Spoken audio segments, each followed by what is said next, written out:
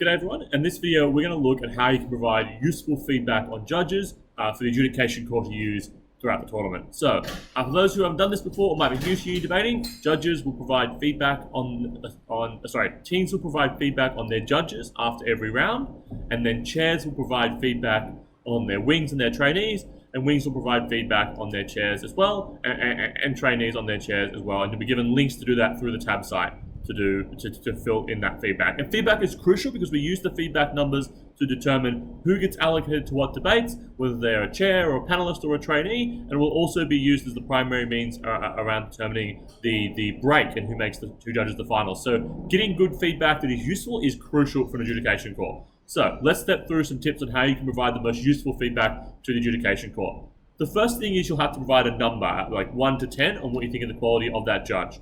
Read the descriptors for those numbers and make sure your scores concur with what those numbers are meant to mean. Importantly, this is not an exercise in vindictiveness. It's not an exercise to be like, well, that judge gave me a loss, I'm going to give them a 1. So if you give them a 1, their adjudication must have been so bad they ought to be a trainee. Maybe the judge was just that bad, but you should be double checking to make sure that is an accurate number and not just an exercise in being angry about the result.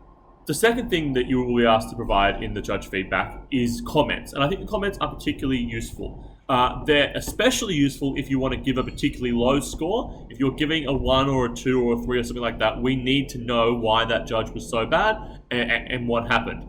And I think this is a good chance for you to exercise your self-checking as well to make sure that you're not giving it an unnecessarily or unfair low score if you're able to explain why that score was low. So we definitely need it in those environments. What comments we're looking for are useful are about their capacity to understand the debate. Did they cover all the issues? Was there something missing? Did they display any issues of bias? And did the adjudication just make sense or not make sense at all? Comments that would actually be instructive to the adjudication core that describe how their adjudication was and what was good and what was bad on it.